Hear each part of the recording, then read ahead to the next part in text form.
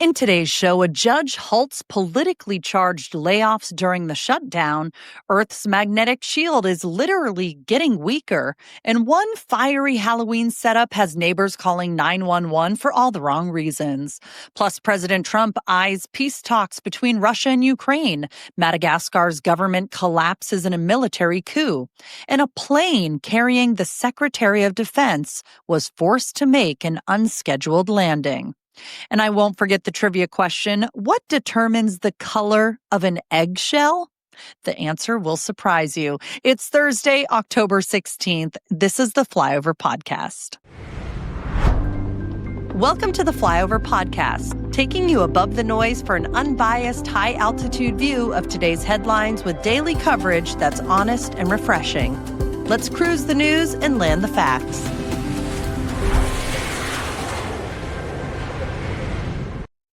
Hello, everyone, and welcome back to the Flyover Podcast. I am your weekday host, Ayla Brown.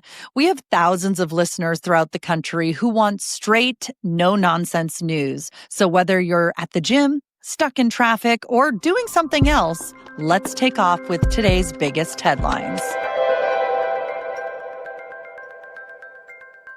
A federal judge in San Francisco has blocked the Trump administration from firing thousands of federal workers during the ongoing government shutdown, calling the planned layoffs politically motivated and illegal. The shutdown is now in its third week, and the Senate once again failed to pass a funding bill on Tuesday. Democrats want to include an extension of Affordable Care Act subsidies, while Republicans refuse to link that to the budget.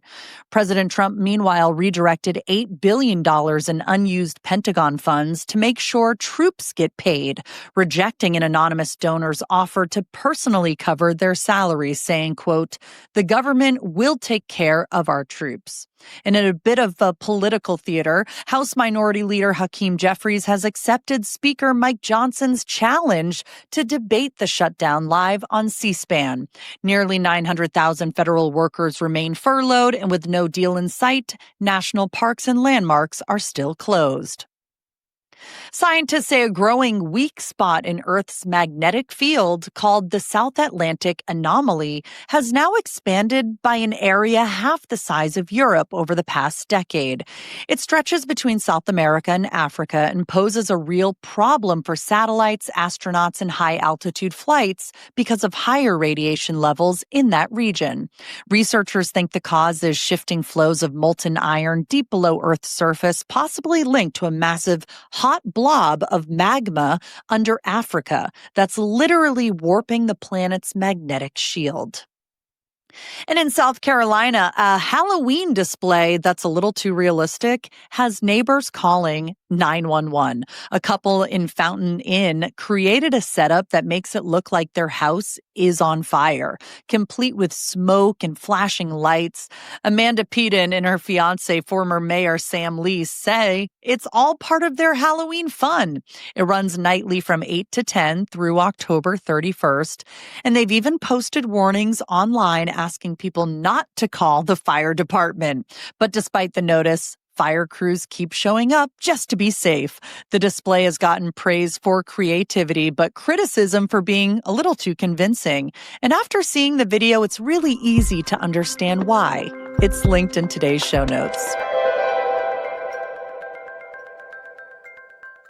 Here are your top political headlines. Hamas released the remains of 2 more hostages on Wednesday, but tensions are rising over the exchange. One of the 4 bodies returned earlier this week was revealed by DNA testing not to match any Israeli hostage, raising serious doubts about Hamas's compliance.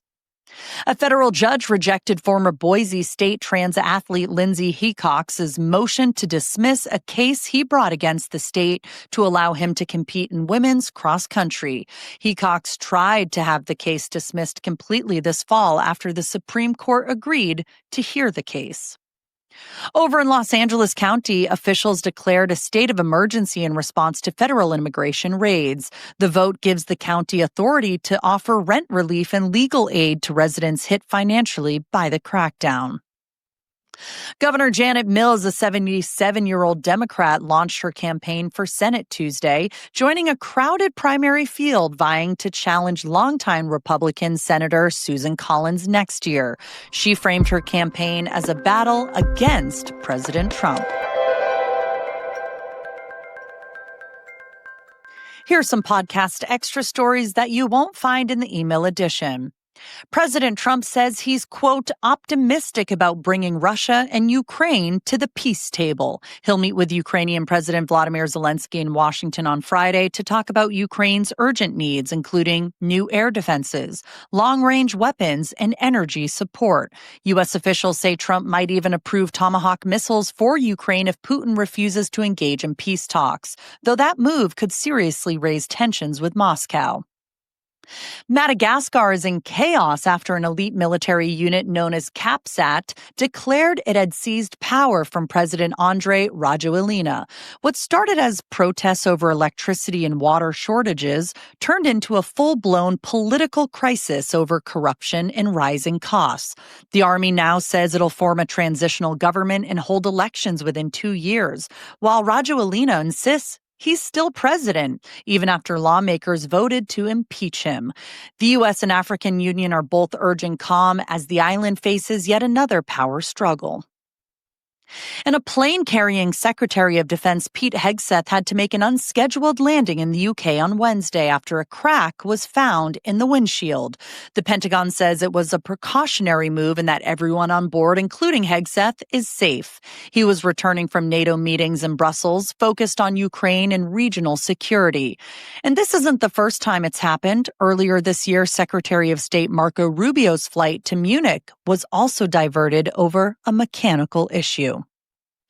Still to come in our show, Walmart joins forces with OpenAI. ChatGPT gets an adults-only upgrade, and one Italian man's long-running act of blind luck finally runs out.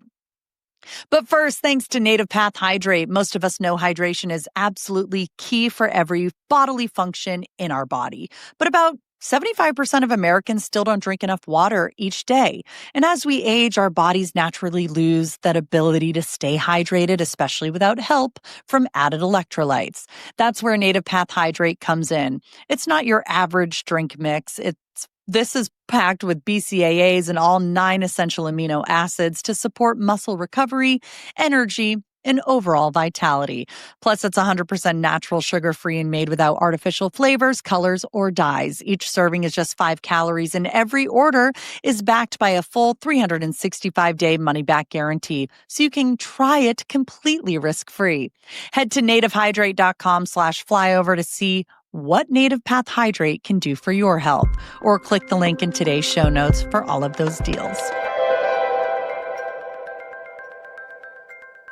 In finance, Walmart is teaming up with OpenAI to make shopping even easier. The retailer just announced a new partnership that lets customers use ChatGPT's instant checkout feature to complete their purchases right inside the AI app.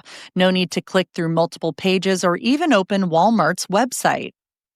Next, Ross Stores is doing the opposite of what most retailers are right now. It's expanding. The company plans to open 90 new locations before the end of the year. That includes 36 new Ross Dress for Less stores and 4 dd's discounts spread across 17 states, showing strong confidence in the budget retail market while other chains are scaling back. And according to a new Deloitte survey, U.S. consumers are planning to spend about 10% less this holiday season, bracing for higher prices and a shaky economy. About 57% of shoppers say they expect the economy to weaken. That's actually the most negative holiday outlook since 1997. So it looks like the focus this year might be more on savings than splurging. What do you think about that? The comment section is always open. Here's how the stock market did yesterday. The markets closed mixed on Wednesday. The Nasdaq climbed 0.66%. The S&P 500 rose 0.40%, while the Dow dipped slightly, down 0.04%. Bitcoin slipped 1.67% to just over 111,000. But gold, once again, continued its rally, up more than 2% to $42.25 an ounce. And the big mover of the day was Bitdeer Technologies. It jumped nearly 29% after announcing plans to expand its crypto mining business into the AI data center market. In sports, the Yukon Huskies are back on top, ranked number 1 in the Associated Press's preseason women's basketball poll. They're followed by South Carolina at number 2, UCLA at number 3, Texas at number 4, and LSU at number 5. Once again, it's shaping up to be another powerhouse season for women's college basketball, with several familiar programs right back in the mix. Check out the full preseason poll in the show notes.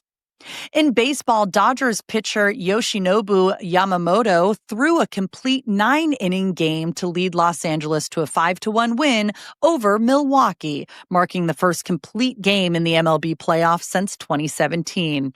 The series now shifts back to LA tonight, where the Dodgers hold a 2-0 lead and a chance to clinch.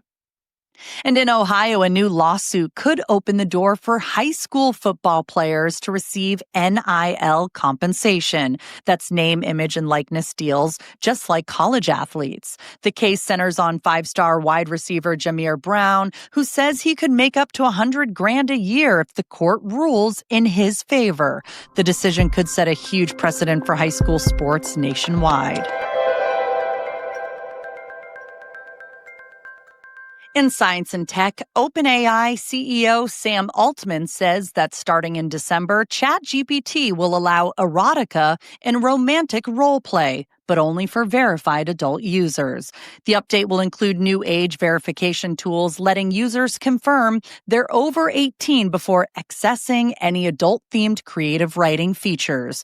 Altman says the goal is to give grown-up users more flexibility while keeping the platform safe and responsible. What do you think about that? Next, YouTube is rolling out a new global redesign, calling it, quote, cleaner and more immersive. The updated look includes transparent icons, circular buttons, and smoother transitions inside the video player.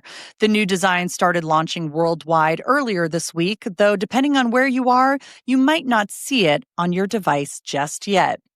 Do you see it on the Flyover podcast? Let me know in the YouTube. And here's something fascinating. Scientists say the human brain just isn't built to function well past midnight. A new theory suggests that after dark, our emotions sour, impulses rise, and judgment slips, something that may once have helped us survive, but now contributes to things like addiction, suicide, and risky late-night decisions. So if you're debating whether to stay up for just one more episode, your brain might not be on your side. Here are some additional stories that we just wanted you to know about today. An Italian man has been charged with defrauding the state after pretending to be completely blind for more than 50 years. He collected over €1 million, or about $1.16 million here, in disability benefits. Authorities launched an investigation after spotting the 70-year-old on video inspecting produce at a market. Let's just say that's one way to get caught red-handed. In South Africa, photographer Wim van de Heever took home top honors as the Wildlife Photographer of the Year in the competition's 61st edition. His haunting image of a rare brown hyena wandering through an abandoned diamond mining town, well, it wowed the judges around the world, and it's pretty stunning if you haven't seen it yet. You can in today's show notes. And if you've been thinking about bringing some peace into your home, interior design experts say you don't need a full wellness room to do it. You can create a meditation or a prayer nook by using soft, neutral colors, adding natural touches like plants or a small water feature, and focusing on gentle, diffused lighting to make the space feel calm and grounded. And while you're there, make sure you turn on the Flyover podcast. Let's go over the results of yesterday's poll question. Do you plan to buy a new car in the next year? 25% said yes, 21% said no, 13% said used only, and 12% said mine still gets me there. And here's the poll question for today. Have you ever lived outside the U.S.? yes, no, living abroad right now, or maybe someday. Personally, I've never lived anywhere else. I've visited many places, but my heart is right here in the US of A. What about you? I'll read your answers in tomorrow's show. In today's trivia question, what determines the color of an eggshell? The answer?